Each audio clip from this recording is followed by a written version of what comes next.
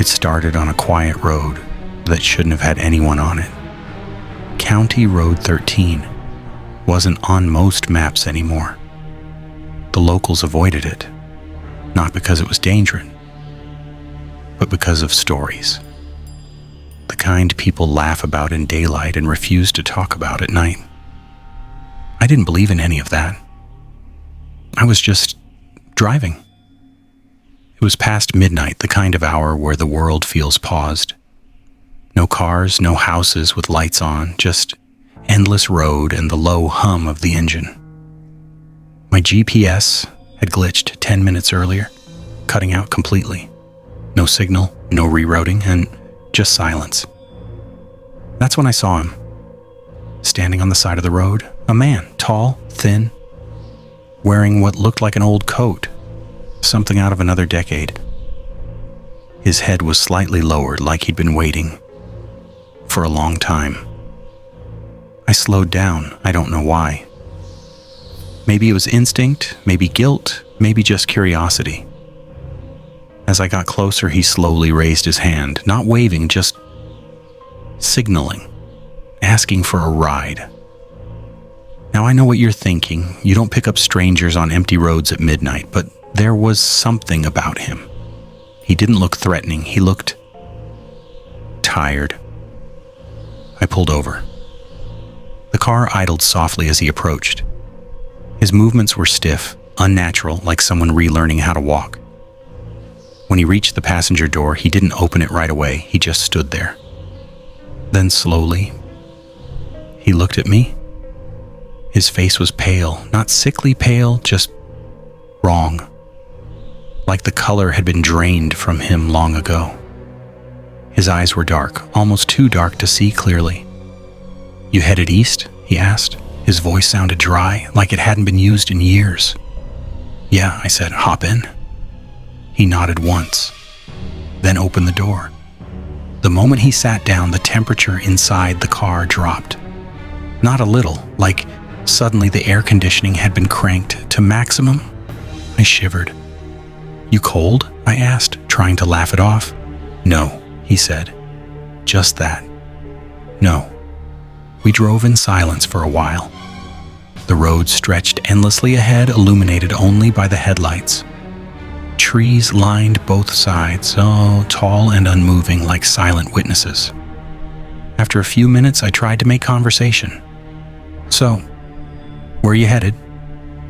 He didn't answer immediately. Instead, he turned his head slowly, too slowly, Geiger, and looked straight ahead. "Home," he said. "Where's that?" He lifted a hand and pointed forward. "Keep driving."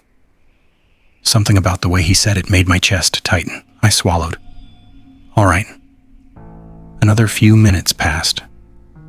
Then I noticed something strange. The rear view mirror. I glanced up casually and froze. The back seat was empty. That wasn't strange. What was strange was that the passenger seat next to me was empty too. I snapped my head to the side. He was there, sitting exactly where he'd been, staring straight ahead. I looked back at the mirror. Still empty. No reflection. My hands tightened on the steering wheel. "Hey," I said, my voice a little unsteady. "Funny thing. You're not showing up in the mirror." He didn't react, didn't blink, didn't move.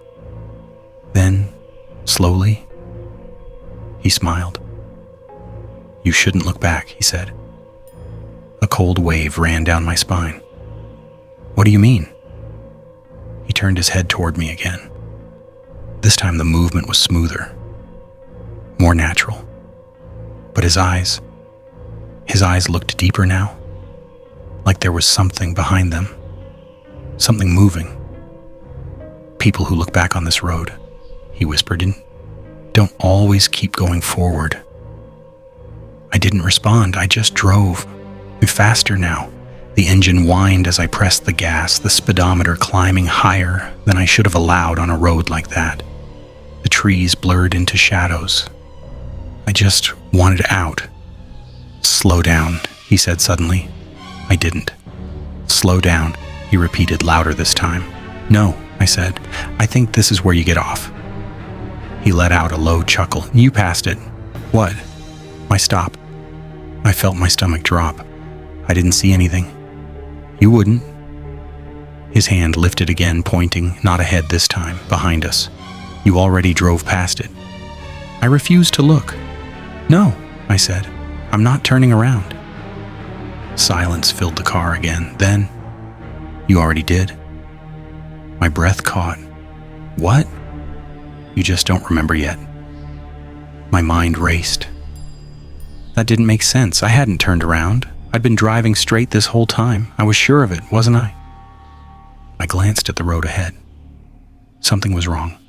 The trees. They looked familiar. Too familiar. A broken branch hanging low over the road. A tilted road sign. I'd seen those before. Not earlier tonight, but just a few minutes ago. No, I whispered. Yes, he said softly. We've been here before. A cold realization began to form. A loop. I hit the brakes hard. The car screeched to a stop in the middle of the road. Gravel crunched beneath the tires as everything went still. My heart pounded in my chest. I'm done, I said. Get out. He didn't move. I said, get out.